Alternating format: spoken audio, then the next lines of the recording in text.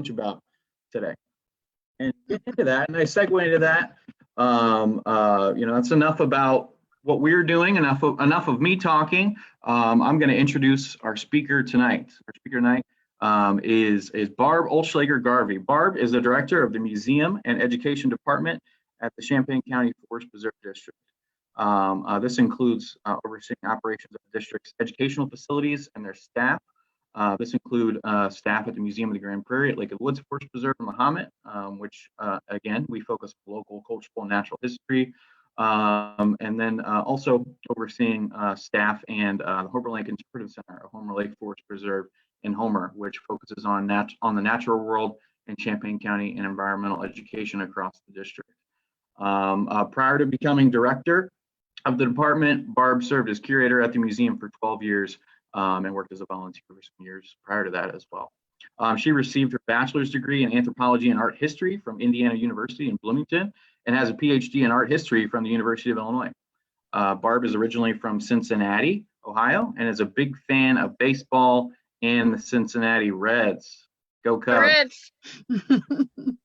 Her other passions include all things local Abe Lincoln history related, her family, her 3 daughters, and her 4 grandchildren.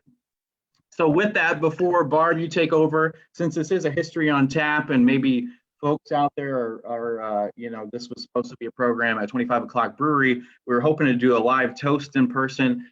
Let's do a virtual toast. So toast with us, tap your webcams, tap your computers, and let's get started with this virtual History on Tap. Barb, go ahead and take it away.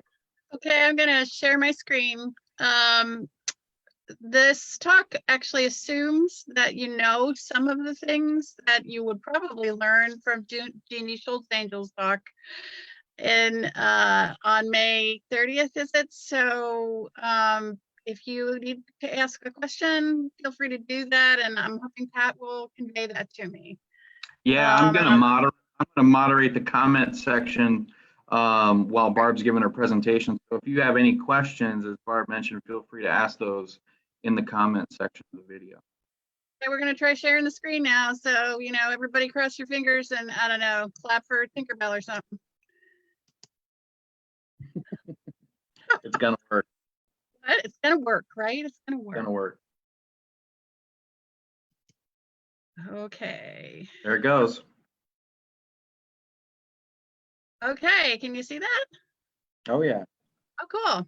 All right, so when I started working on this presentation, I realized that it concerns 2 major events in 20th century history, both of which happened right together.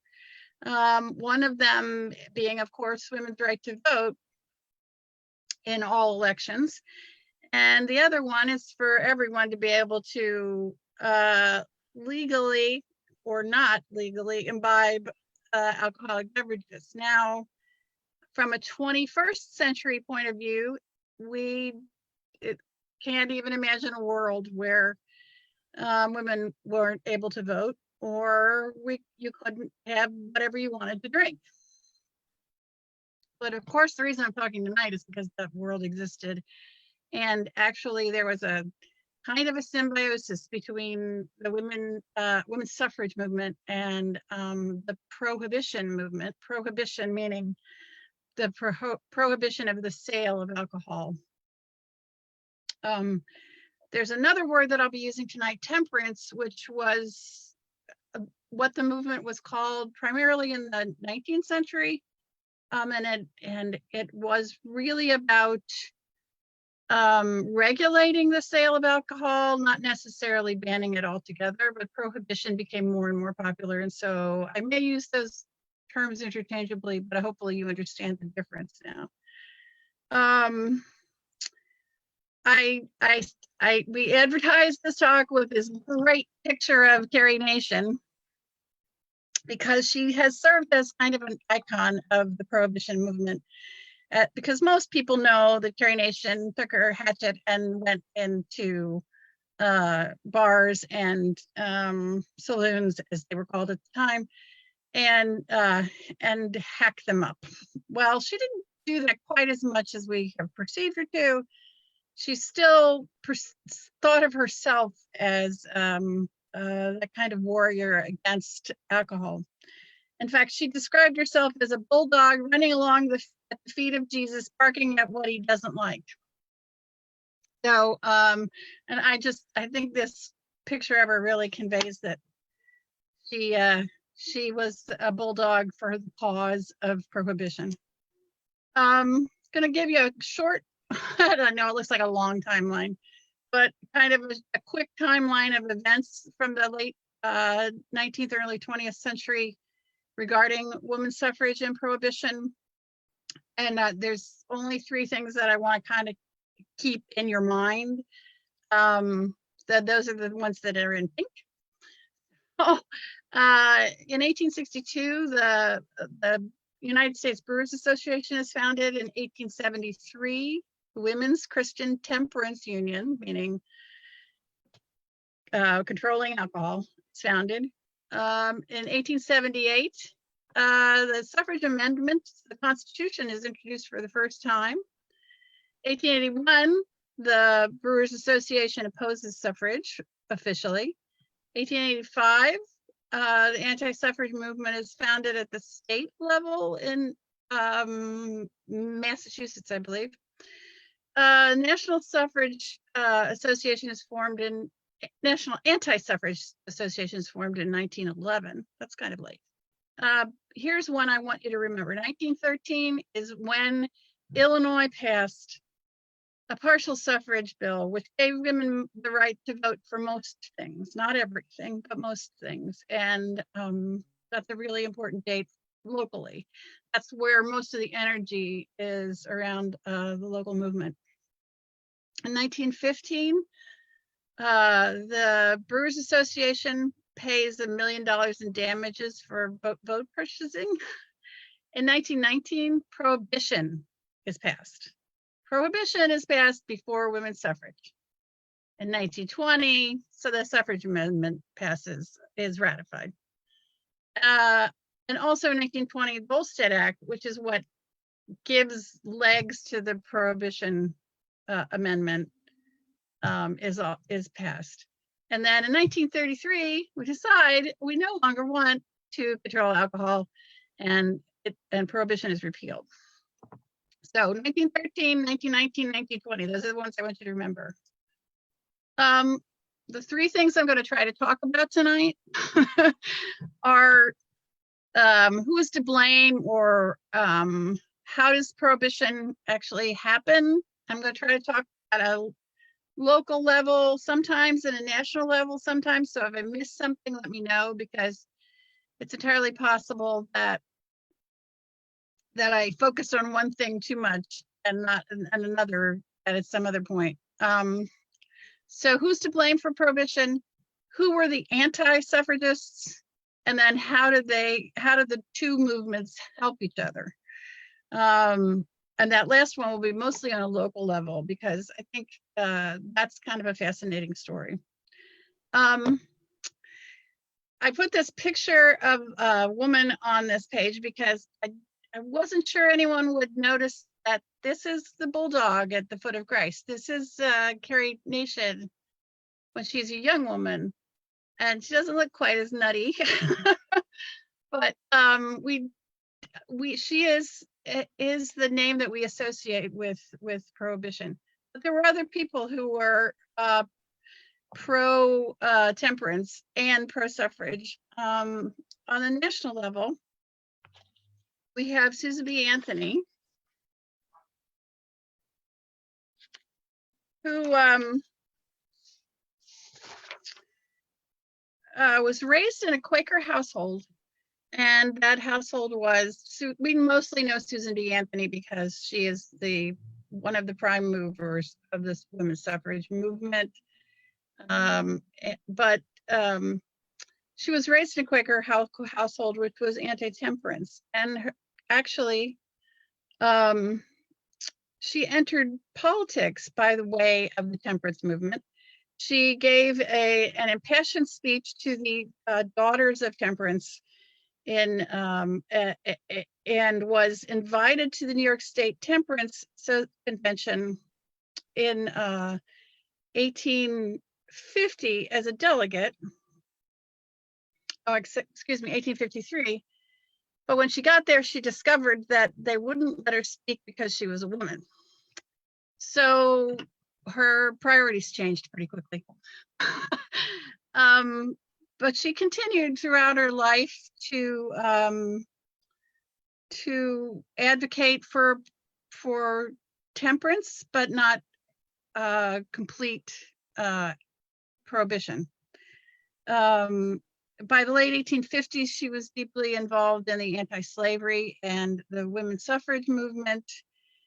And one of the first issues that she worked on as a woman's issue, which I think is really interesting, is was allowing women to file for divorce if their husbands are alcoholics, and especially if their husbands are abusive alcoholics, because at the time, in many states, women didn't have the right to sue for divorce at all. And if they did, they were not going to be allowed to own any property. So there are so many women's issues tied up with alcohol at the time. It's hard to talk about them as separate things. She and Elizabeth Cady Stanton would, of course, be the ones to introduce the first attempt to pass an amendment in Congress in the 1870s, and she would die before the women's suffrage amendment passed. She died in 1906. In the center, you'll see someone we'll talk about again tonight later, and that is Frances Willard. Frances Willard was a native of Evanston, Illinois, and she was the national president of the Women's Christian Temperance Union, which from now on I'm going to call the WCTU. She supported women's suffrage and advanced the cause because she wanted women to be able to vote on issues that would protect their home. Not only temperance, but certainly that because she was at the Women's Christian Temperance Union, that was the primary thing. But not only that, she also fought for an 8-hour workday for women, against child labor. She worked hard for raising the age of consent. She wanted the police force to have women police matrons. So if they did take a woman into custody, they would have a woman to care for them. And she was also in favor of pure food and drug laws because people were being made sickened by cheap but unpure food. After she took over the Women's Christian Temperance Union, she gave 400 lectures a year over a 10-year period, every year 400 lectures on temperance, and linked it all to protecting the home. And then on the far right, of course, we have Carrie Nation. She brought visibility to the project in a way that nobody else could. It's kind of interesting though to hear about her background. In 1865, she was married to a doctor who had served in the Civil War. His name was David Gloyd, not Mr. Nation. And by 1867, she'd separated from him because he was an abusive alcoholic. And he was dead by the time he was 1869 from alcoholism. In 1874, she married a lawyer who was a preacher, and she kind of became involved in the temperance movement that way. But obviously, she had an emotional reason to become involved as well. At first, she and her friends would sing outside of saloons, sing hymns.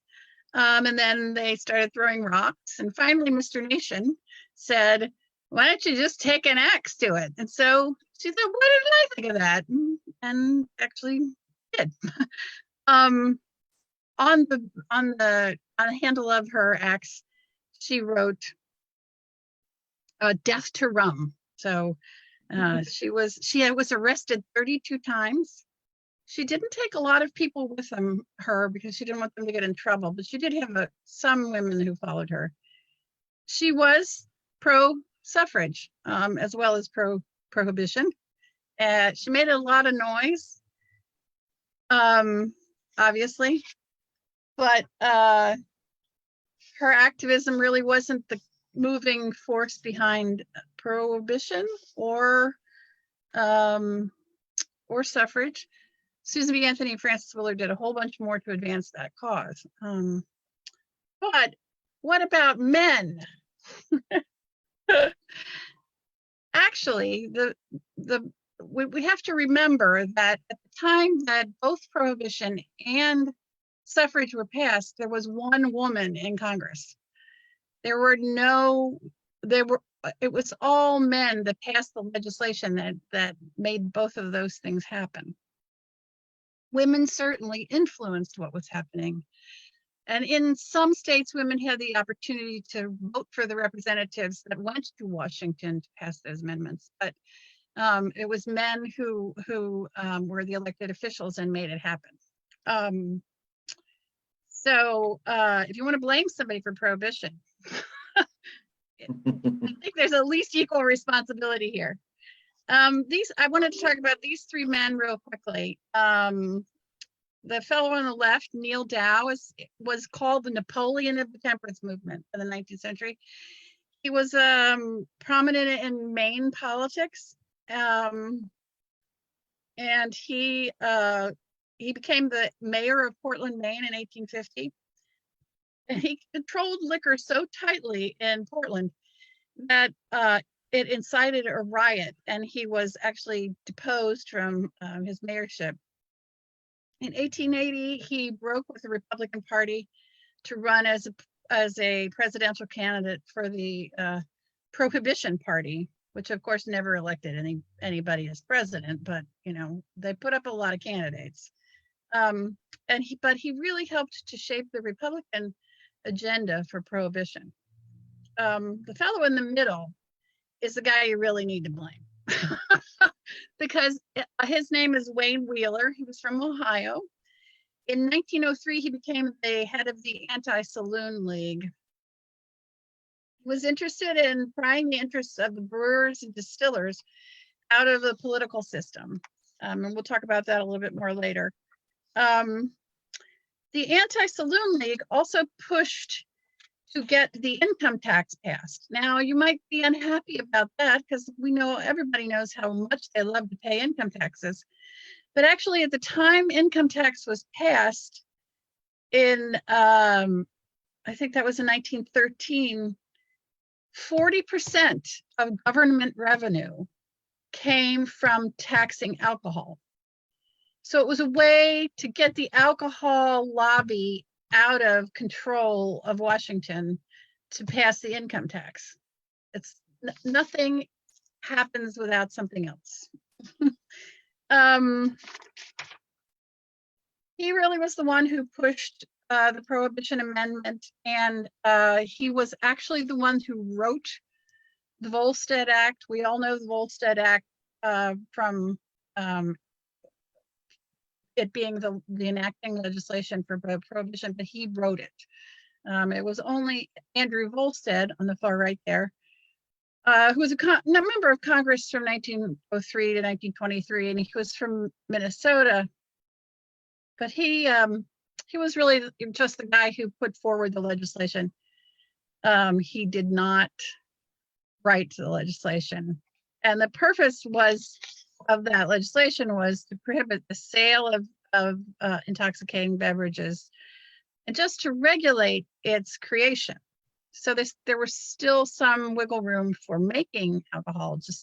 It was just keeping alcohol from being sold, and it was also to ensure that enough alcohol was made to be able to be used in scientific research and in manufacturing. Okay, so I think we've established that men and women are equally to blame for prohibition. If you want to blame somebody, or you could just say the cause of prohibition. But interestingly, I think there's a perception that women push this through, and I would argue against that. So what is this? This is a chart based on Google's data set of over 5 million books, of over 15 million digitized words, and it shows the relative popularity of different characters involved in the temperance movement over time. So Carrie Nation and Carrie Nation are the same person. Carrie Nation renamed herself Carrie a Nation with C-A-R-R-Y around 1900 because she was going to kind of carry the nation into temperance heaven or something. But they're the same person. You can see that early in the 20th century, before Prohibition actually happens, she's not mentioned in very many books, but then it skyrockets during Prohibition, plunges again after Prohibition is repealed, but then continues to rise over time, while all the other players, the guys I just talked about, Dow and Wheeler and Volstead, are either at the bottom of the chart or plunged to the bottom of the chart because nobody remembers them anymore. So, but we do still remember Carrie, good old Carrie.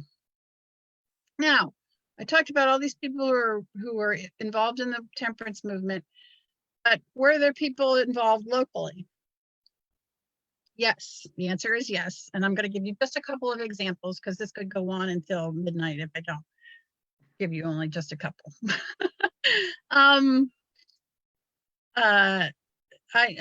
The people here, one of them you'll recognize, Abe Lincoln on the right, Peter Cartwright on the left, was a well-known circuit preacher, Methodist circuit preacher. There were several Protestant denominations who were out against alcohol. Some of them were silent on suffrage, some of them weren't. Peter Cartwright was very opposed to any use of alcohol. Cartwright traveled all over Illinois and Kentucky and some of Indiana. He did actually preach in Urbana and also in Mahomet.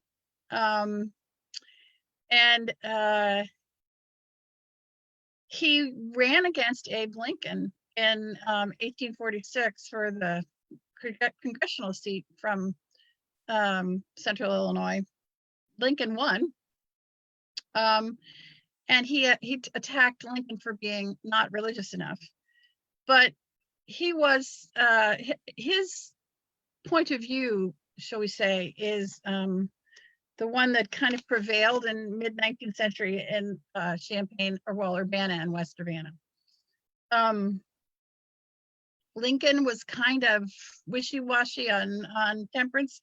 He did give an anti-temperance, a temperance lecture earlier in his life, but scholars are generally in disagreement about his commitment later on. And I think that was probably politically expedient. However, he was involved in a really interesting case. He was the defense attorney on a case in Champaign County. This is the court summons for the case. I want you to look at it. For the names of people who were summoned: Archibald Campbell, John Gear, James Gear, William Summers, and William Weber. They were kind of the giants of mid-19th century society in Urbana. And the charge is trespass via armas, which means with force and arms, where the closure was broken. So these guys are accused of breaking into Mr. McClatchy's store and destroying a distillery. And Mr. McClatchy asked for $5,000 worth of recompense for the damages. Now, one of the accused is William Weber, and you can see that the clerk of courts is Thompson Weber, and that was actually his brother. So McClatchy asked for a change of venue and actually received it. The trial was carried out in Danville, and the charge said the the people allegedly smashed barrels and kegs, broke bottles, decanters, and glasses, and poured out large quantities of spirits. Obviously, they did not like this guy's business of distilling liquor and selling it. Well, maybe they didn't do it because they were acquitted. Lincoln got them off. But you know, if this happened today, we might say, wow, the powerful versus versus the guy with the unpopular business. I don't know. By the way, the amount he requested in damages, $5,000, is roughly $165,000 today. So it was no small thing that his distillery and his store was broken up. Oh, Is that okay? oh yeah. I just said, whoa. That's a lot. That's of money. a lot of money. Yeah. Archie Campbell went on to be the person who was one of the founders of Rantoul. William Summers was a huge lawyer for the Illinois Central Railroad.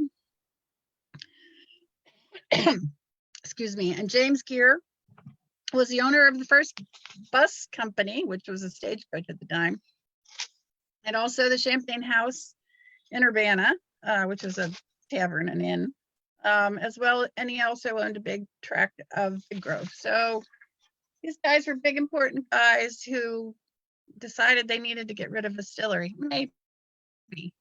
In any case, it shows how whoever did it was clearly very anti-temperance. Later in the 19th century, a fellow who was the city attorney for Paris, Illinois, went on to become the city attorney for, I think, Detroit, was really anti-temperance or pro-temperance, and was invited by the students at the University of Illinois to come speak at the Walker Opera House in 1893. So it is the theme of the 19th century temperance. So who was against suffrage? Well, this is an interesting story. There's a lot of anti-suffrage in popular culture in the late 19th century. The popular press loved it. There were a lot of anti-suffrage cartoons and newspapers. There were a lot of anti-suffrage postcards. To be fair, there were also pro-suffrage postcards, but I brought these because they come up with some of the common themes in the anti-suffrage movement. One was that if women voted, they would abandon their household responsibilities, as you can see on the left. Also, they would restrict men's abilities. So he wants to vote, but his wife won't let him, and he's left home to do the laundry and care for the baby. In the middle, women would abandon their responsibilities. And they're also pretty silly because she wanted to vote, but she had to run home to take care of a cake. I think the one on the far right is really the most offensive, because she just wants what men have got, which, but if you notice, she's Miss Ought to be spanked first. So it's encouraging violence against women, I would say, and these are things that were, commonly seen on newsstands and so forth. There were official anti-suffrage people. In Massachusetts, the anti-suffrage organization was begun, and I got this wrong, I think it's 1885. Illinois finally had an anti-suffrage organization in 1897. But they didn't really get it together to form a national association until 1911.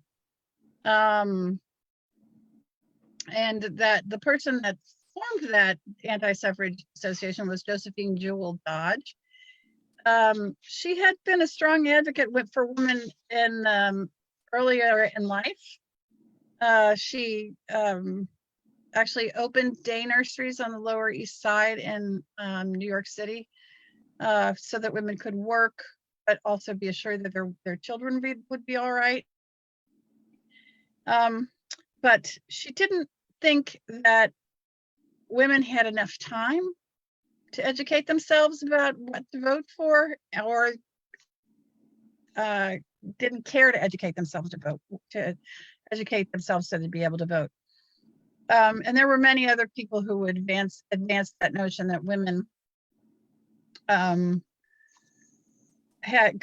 more power within the home, so they didn't need power outside of the home. They shouldn't be sullied by the corrupt business of politics, because politics is corrupt. So why would women want to be involved in it? Were there local anti-suffrage women? Yes. This woman is, and she's not alone. So poor Julia Scott, I'm picking on her, but this is Julia Scott. She was born in Chenoa, which is down by Decatur.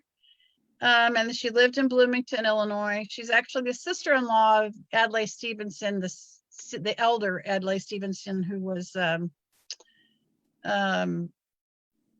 vice president under Grover Cleveland. She was a philanthropist. She fought hard for the environment, believe it or not, and she contributed to the war effort during World War I. But she was it was publicized in the Champaign Daily Gazette in 1914 that she was concerned the suffrage would not be taken advantage of by the right kind of woman.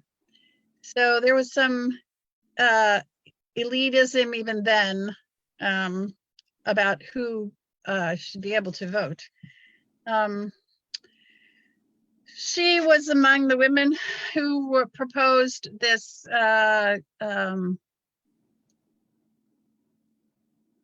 this document to the Illinois State Legislature in 1909, that while women are not inferior, they have other duties in life. And their duties are sacred, and it would lessen their influence in other spheres, and their fathers and their brothers and their husbands are people who could represent what they thought, and they didn't need to have the ballot box. So there were certainly local people who were against women's suffrage. But here's where it becomes interesting. Who else opposed women's suffrage? Well, probably the largest group that was organized against women's suffrage was the United States Brewers Association. So in 1862, they were formed. In 1867, they formed in reaction to the Prohibition Party. And they said, we will use all means necessary to secure our rights as citizens, whatever party in any election who in any way is disposed towards the abstinence cause. And by 1881, they publicly made a statement, which is pretty amazing, about women's suffrage in their annual convention. They said, when a woman has the ballot, she will vote solid for prohibition. We will oppose women's suffrage everywhere and always. Now, interestingly enough, they denied that they ever said this later, and the minutes of the meeting did not exist anymore. But women suffragists kept scrapbooks, and they had records of this happening from local newspapers from all over. And so they were able to prove that this was said in 1881 by the Brewers Association. By the way, this is Bush Brewery on the left. Susan, am I right? A long time ago. I don't have a date. It took a little bit longer, but the distillers also came out. This is the Pabst Brewery. It's not a distillery. Sorry, I just love breweries. In 1912, at a national convention of the Retail Liquor Dealers Association, they said, gentlemen, we need fear the Women's Christian Temperance Union and the ballot in the hands of women. Therefore, gentlemen, fight women's suffrage. So the distillers and the liquor dealers were also against women's suffrage. Now, as I said at the very beginning when I gave you the timeline, the Brewers got themselves in trouble. In 1915, the Attorney General of the state of Texas filed suit against 7 breweries in the state, charging the use of their corporate means and assets in politics and elections. And in 1916, indictments were brought against the Pennsylvania Brewers Association by the federal grand jury, and the indictments charged the brewing companies with unlawful expenditure of money in the election of federal officials. So what did the Brewers do? They admitted it, and they paid $1 million and pled guilty to get out of it. That's almost $24 million today. So they were and the things they were charged with were they used they took money for the political committees that was earmarked for lobbying for against prohibition, and they used it against suffrage candidates. They assigned saloon owners anti-suffrage quotas. So if you owned a saloon and you bought from a certain distiller or from a certain brewer, because the distillers were also implicated,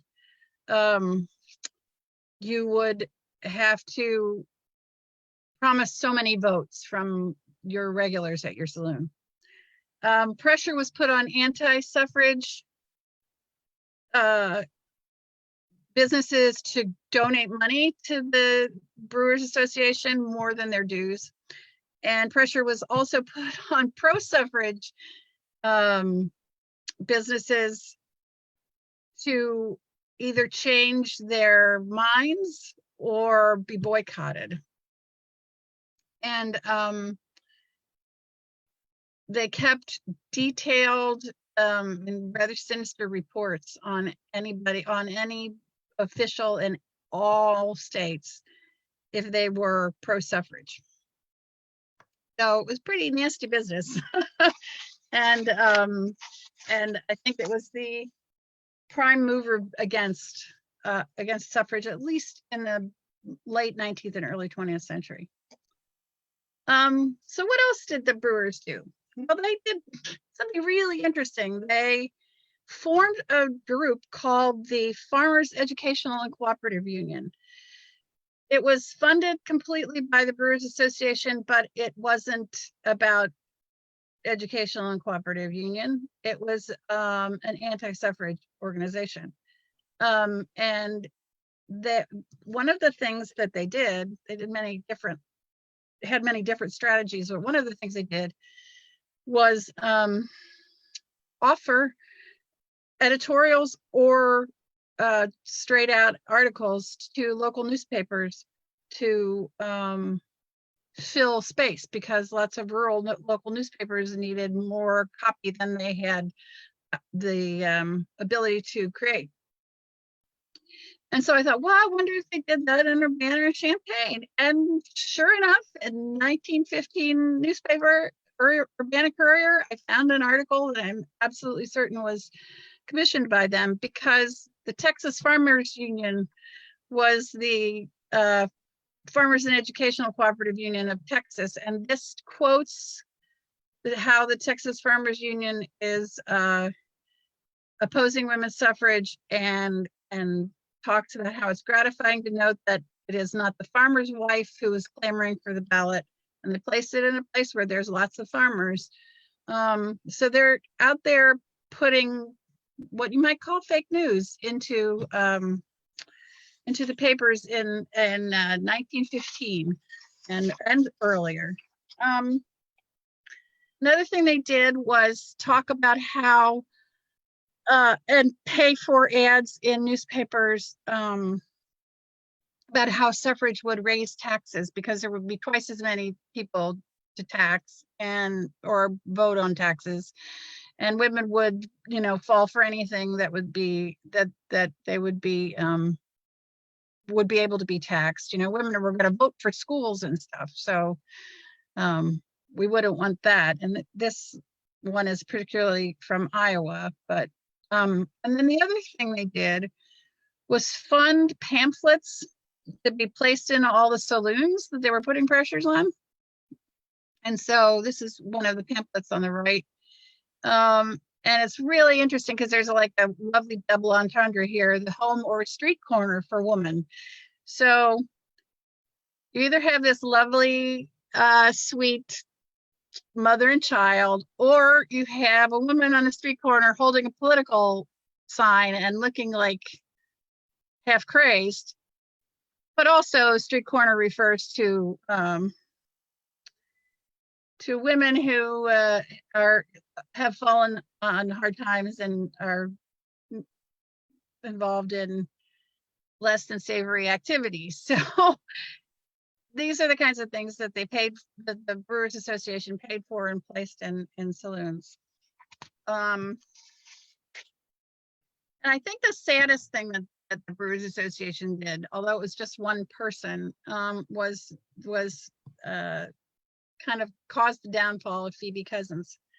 Phoebe Cousins was the first woman lawyer in Missouri, and she actually had spoken here. She was the first U.S. woman marshal, and she was pro-suffrage. Susan B. Anthony praised her speaking style, but mysteriously in 1909 she changed sides. She decided that women were better off at home, that, and this article is about a speech that she gave to the Illinois legislature, as babies as a bar to women being able to vote, that mothers should not be involved in politics. She campaigned vehemently against suffrage, and it turned out that after her untimely demise, that she had been promised $10,000 from the Brewers Union in Missouri to switch sides and work against suffrage. And Bush of the Bush Brewery actually even publicly made a statement that it can't ever be known that Ms. Cousins was paid by us. And she sued them for payment, but never got it. And actually this newspaper article is from the Urbana Union in the year she died in 1911. Miss Cousin asks alms. She sent a notice out to newspapers in Missouri and Illinois to ask for money to care for her in her final hours, because the Brewers Association, who promised her a lot of money, failed to come through. I think that's like $150,000 now, but I didn't write it down, so I can't tell you. $10,000 still seems like a heck of a lot of money to me. So, all right, just a little follow up on the local suffrage and well,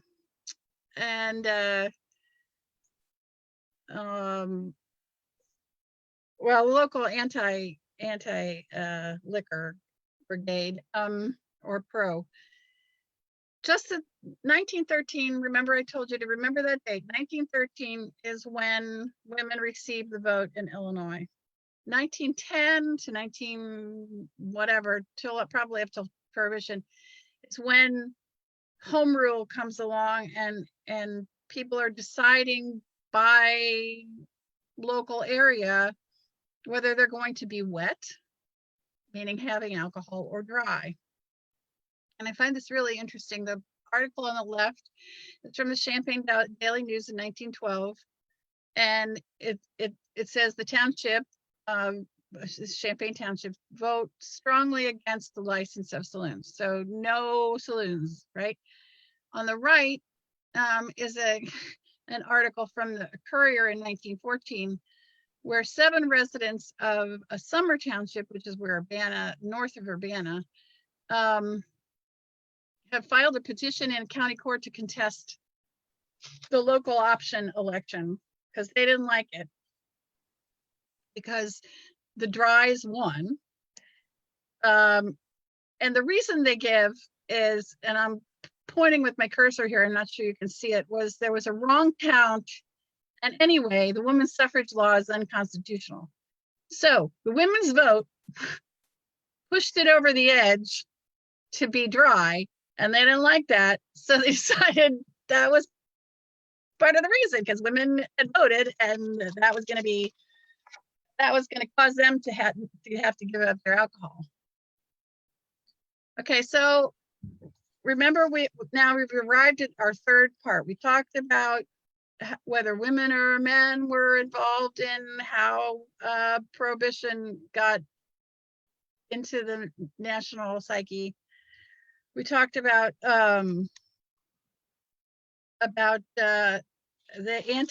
who was anti-suffrage in both nationally and locally.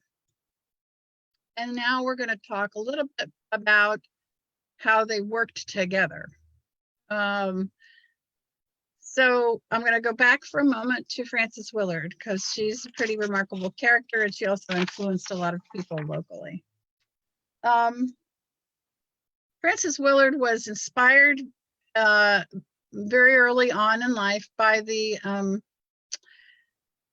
and so were many people, by the illustrations done by George Cruikshank, who was a British artist, from a series called The Bottle in 1847, and it was pretty dire. And we have to remember that the reason that George Cruikshank made these illustrations is because these things were happening. The illustration on the left shows a woman being attacked by her drunken husband, and her children are trying to keep him from doing it.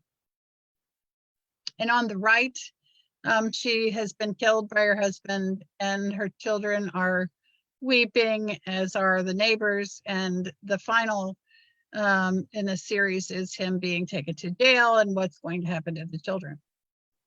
So there's a lot of unrestrained drinking, like now, but probably worse in the 19th century. And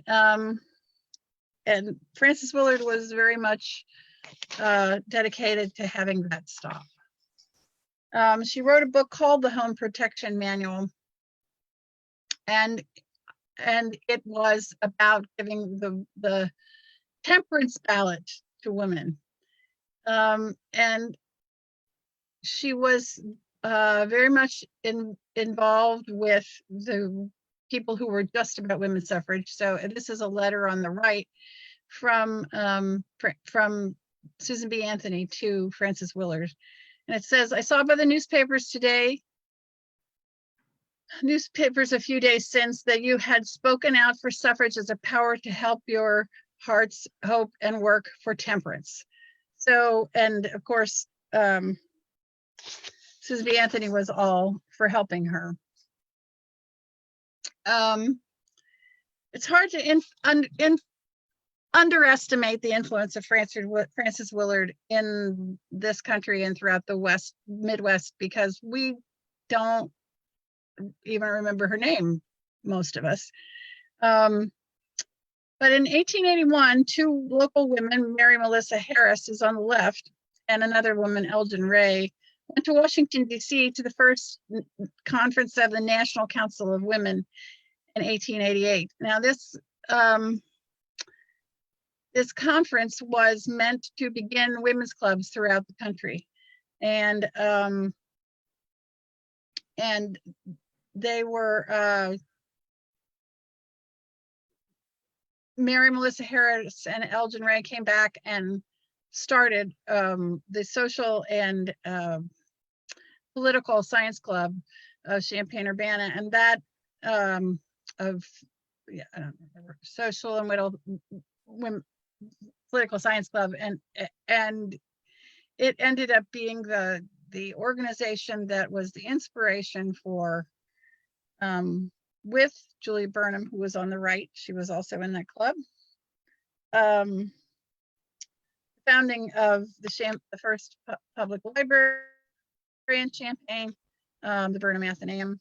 And even though Julia Burnham had passed away, they founded the hospital, the Burnham Hospital, which was first hospital in the county, I believe. So they were convinced that doing good works was part of that, but they were also, Frances Willard was one of the movers of that women's club movement because prohibiting the sale of alcohol was part of bettering society too.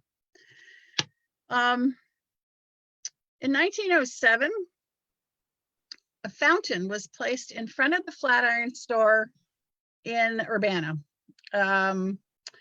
So this is roughly the corner where Strawberry Fields is now. And I don't know if you can see the fountain, but it's right here. There's a woman here, and then right here is the fountain. It was actually a fountain of picture, a representation of Frances Willard. She was already dead 15 years, but her memory lived on, and people all over the Midwest placed fountains in her honor. They were water fountains, so people would have wholesome things to drink. And this one actually had like a little cooler in it, so that the water was refreshing and cool. But people tended to use the cooler to cool down their alcoholic beverage. So it didn't serve the purpose it was meant to.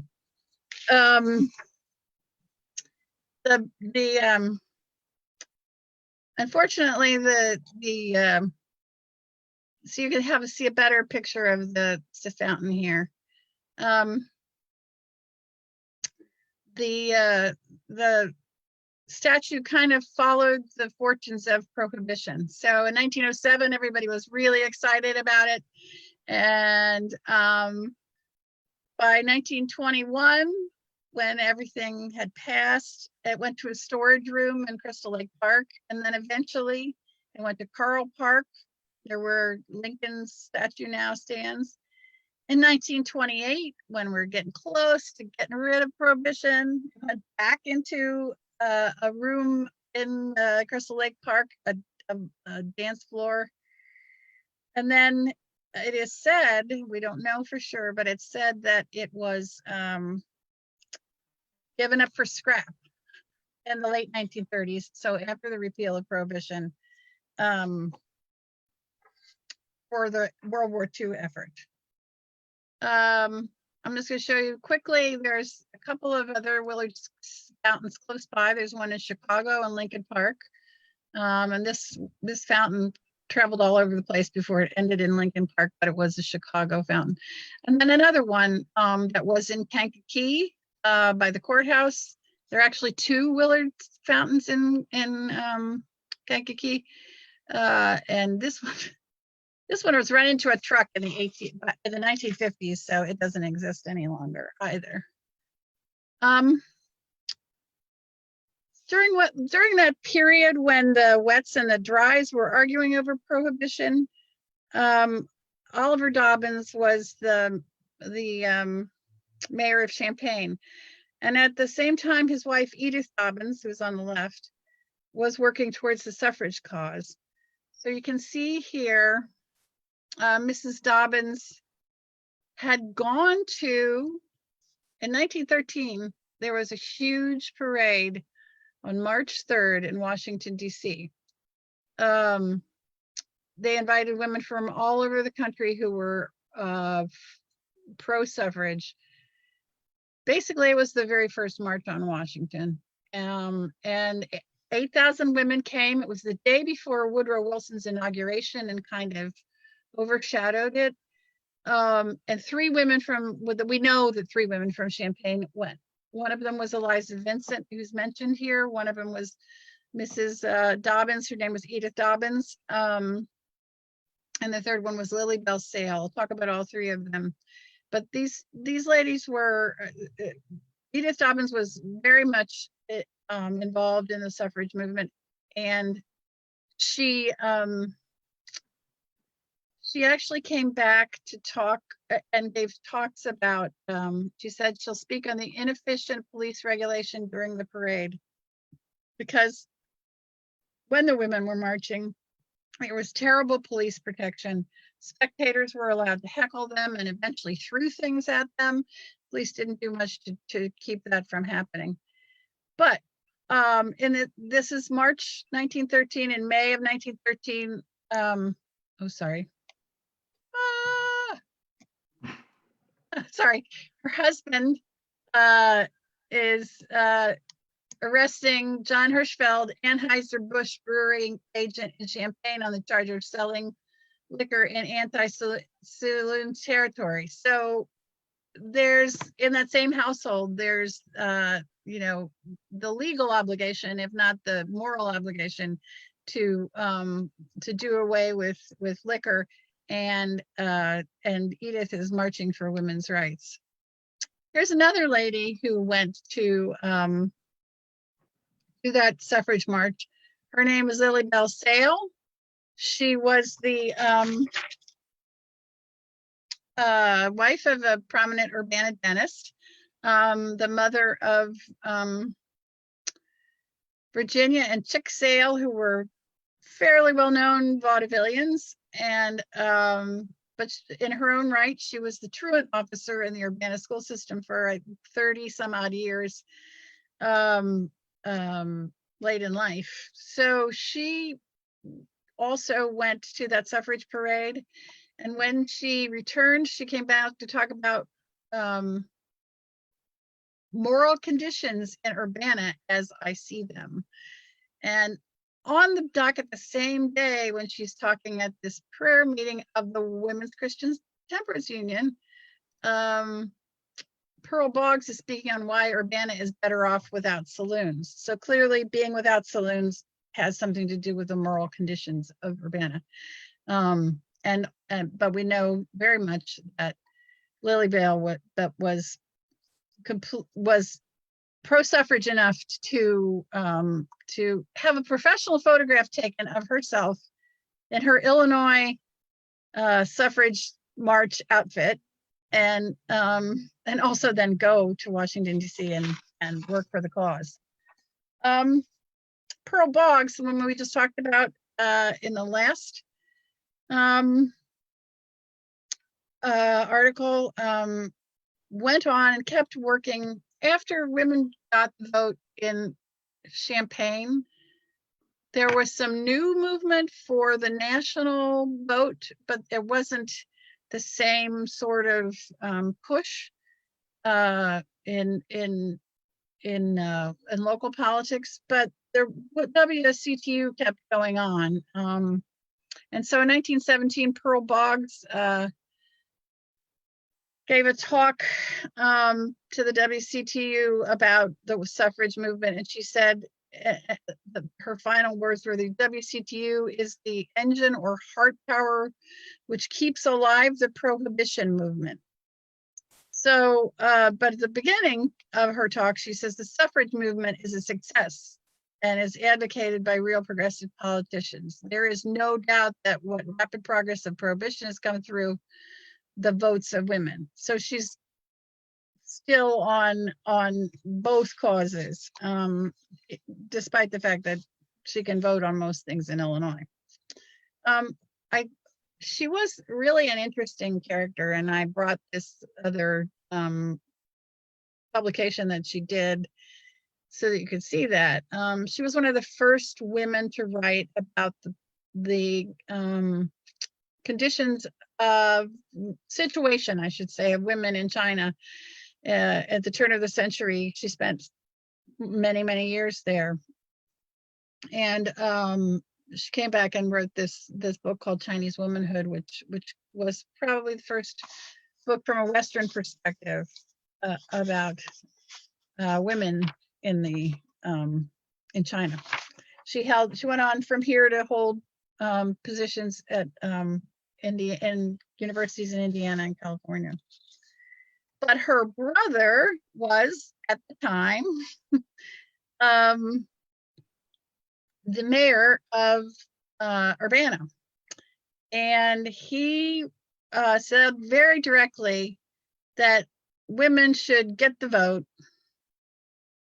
because they would help to enforce the law better, and they would close the bootleg joints.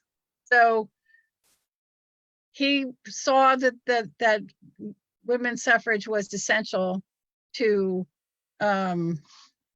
getting prohibition passed, and getting prohibition passed was important to keeping his town under control. And then one more person I wanted to talk about, one more woman I wanted to talk about. Here's an image of the National Suffrage March. This is Lily Belle again. This is a woman whose name is Eliza Vincent. And Eliza Vincent, in 1911, Eliza Vincent also went to the National Parade. She was a school teacher, first in Rantoul and then later in Urbana. School teachers and librarians were, not unsurprisingly, very much pro-suffrage. A gross generalization, but fairly accurate. And she wrote, there was a 2-day convention in Homer for the WCTU, and she gave a talk called the Why I'm a Prohibitionist. Oh no, the Remissionist story. But at the end of the whole lecture, a series of lectures, it was 2 days, was a woman named Miss Ella Stewart of Chicago, who spoke about suffrage and prohibition. Ella Stewart was from Arthur, believe it or not. She was born in 1871. She left Arthur to attend Eureka College, and she spent most of her life in Chicago, but she came here many times, came to Urbana or Champaign to speak. And in 1911, I think it was, she ran for a University of Illinois trustee on the Prohibition Party ticket. And believe it or not, the Brewers tried to buy her vote, even though she was running on the Prohibition Party ticket. She refused, and later in 1914, she wrote a very influential pamphlet called The Suffrage and the Liquor Traffic. She was a longtime president of the Illinois Equal Suffrage Association, but she was succeeded in that role by a woman from Clinton. So there were women from all over central Illinois who were in the, Mary Busey was one of them, Mary Busey of the Busey Bank family, and many other, Nora Dunlap of the Dunlap Orchards from Savoy. Those women were also officers in the Illinois Equal Suffrage Association and knew Ms. Stewart. And Central Illinois had a huge role in the Prohibition and suffrage movement together. Ella Stewart was also the secretary of the National Association for Women's Suffrage. And at one time she was their secretary and their comptroller. So this local becomes national, it intersects with the national and the state organization at this particular time, right before both of those amendments are passed. Finally, on August 18th of 1920, Tennessee ratifies suffrage. We have the front page of the News Gazette to prove it, right? Just most of what we just talked about locally happened in the 19-teens. Prohibition was enacted in January of 1919, and in August 18th of 1920, Susan B. Anthony Amendment, that's what they called it, was ratified, and women gained the full right to vote. Okay, so there are still very many barriers, and that's a whole other talk, to women voting or women of color voting. Native women didn't get the vote to the right to vote at this time. So there's a lot of other things that we could talk about, but for the interest of time, I didn't bring those in. But that vote in Tennessee almost didn't happen. In August of 1920, where the liquor industry sponsored a Jack Daniel's suite in a hotel near the Tennessee State House. They dispensed liquor free day and night, trying to persuade drunk lawmakers to kill the amendment, and they almost succeeded. The vote was 2 people. And actually one of the people who voted for it that was on the fence was asked by his mother to vote for it, and he did it. So moms are powerful, I'm just telling you.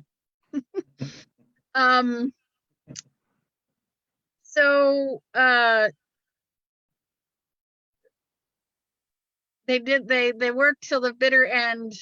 The alcohol lobby worked to the bitter end to defeat suffrage, but didn't prevail. And my first thought tonight was that, as I wrap up, is that women worked long and hard, 100 years, 75 years anyway, for that amendment. 41 years in a row, they proposed that amendment to Congress with exactly the same wording every year. The wording that was proposed in 1870s was the same wording that passed in 1920. The pioneers of the movement were long dead, but they got the vote. And of course, I show you this last piece as a kind of way to say the liquor industry also won, because of course, Prohibition was repealed in 1933, and now the last year, Johnny Walker has produced a whiskey called Jane Walker. And this is a direct quote from their website. Had to sign in with my 18, yes, I'm 18 years old and everything. So Jane Walker by Johnny Walker is a celebration of pioneering women who stretched boundaries throughout the history of Johnny Walker, and whiskey is an excellent example, blah, blah, blah, blah, blah. And then they took a woman from the Johnny Walker family to promote it. So the liquor industry, and I drink, not saying this lightly, but the lesson is people can still spin things the way they would like to. Clearly, they worked hard against women's suffrage. And of course, they worked hard against suffrage because they thought women would vote against alcohol. And they did. But you know, the funny thing, as soon as alcohol was outlawed by Prohibition, there was no gender barrier between who was drinking alcohol illegally. Women enjoyed it just as much as men, and it just as much as Carrie Nation is an icon for her Prohibition, the flapper is an icon for drinking illegally during Prohibition. So that's what I got. And if you got any questions, Pat, let me know what they are. All right, I will. Yeah, let us know what questions you have. Leave questions in the comments section. We already got a few questions. It's really interesting to see just the intersection of these two huge movements happening at the exact same time, and how they just overlap in so many different ways. Yeah, and it's hard to pick out how to present it because of that. Got a few questions. Nancy asked, could you explain more about what vote purchasing was? Vote purchasing, Barb? Well, by that I meant that the liquor industry would put pressure on people to vote in a particular way. Particularly the saloon. How does the saloon owner make somebody vote one way or another? Well, there's got to be some kind of bribery involved, right? I mean, and if the Brewers Association or the retail liquor salespeople are putting pressure on saloon owners to come up with quotas, then there's got to be something in return. And so that's often the words used. I don't know what the exact mechanism is.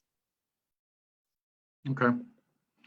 Trisha asked, why was alcoholism such an issue in the late 19th century? Well, I have a theory about that, but it's not a theory that I've ever researched. But my notion of the grand scheme of history is that you have an enormous number of people who have moved to this country basically from a feudal system. So they've been more or less someone's property always. They've always answered to someone. All of their provisions came from someone else. Now they live in a relatively free market. They don't have very many constraints on them. And they're earning their own money and they have to manage it. And, it's like a kid in a candy store. If it's all available, how are you going to stop yourself? And we still have trouble with that. But, maybe we have food addictions. Maybe, people are always addicted to things. But I think the added freedom of new freedom for those immigrants, it was part of the problem. And so men would get a paycheck who normally maybe didn't have much cash at all. They'd spend it on the way home, and then they had nothing to help their families. So I think that's what happened. Yeah. Joey asks, do you know if Willard Airport is named after Willard? No, it's not named after Francis Willard. I did look that up. I can't remember who it is named for, but it's not Francis Willard. Although there are lots of things named for her. There were postage stamps for her. There's a statue of her in the Capitol building and in the United States Capitol. I mean, if you look hard enough, you find Francis Willard everywhere, but not at the airport. Yeah. Let us know if you got any more questions here for Barb in her presentation.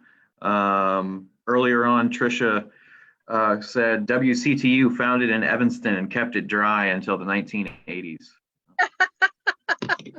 Yeah, and you can go visit Francis Willard's home. It's still I think it's part of the National Park system now. So that history is still strong there. Yeah. But Muhammad, where the museum is, was dry until about 10, 12 years ago. So yeah, into the 21st century.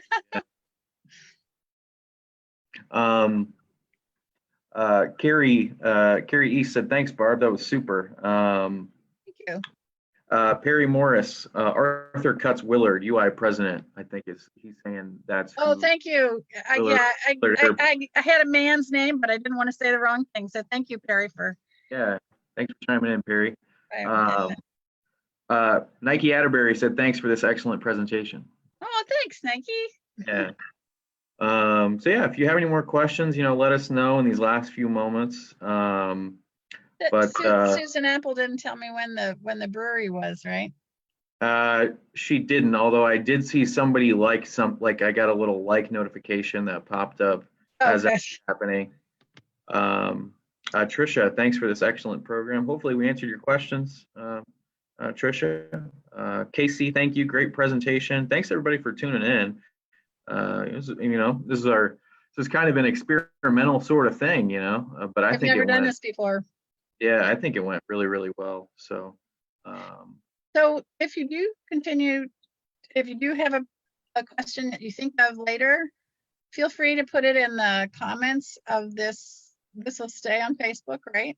yep, this You video put it in will the live on our comments. Barb, page. Yep. Pat and I both like look at that like a hawk, so I'll be happy to answer anything after the fact if you really want to know. Okay. Yeah. Mary, last question. Mary said, are there any resources you can suggest for Willard? Oof. I did read a couple books, but you know what? Like I'm at the end of it right now. So Mary, if you want to private message the museum, I can send you some bibliographic information if that's okay. Okay. Okay, great. Jill Robbins, thanks, Barb. Interesting. Katie, thanks, Barb. I learned a lot! Exclamation point. Yeah, me too. Good, cool. But thanks for everybody for tuning in. Again, as Barb said, if you have any other questions, leave them in the comment section. We can still answer this after the fact because this video will live on our Facebook page. And hope to see you all at some future virtual programs. And eventually the museum will open its doors again. And we miss you all. So true. And hope to see you sooner rather than later. So, Okay. but of course, safe. But thanks everybody. I'm going to end the live stream.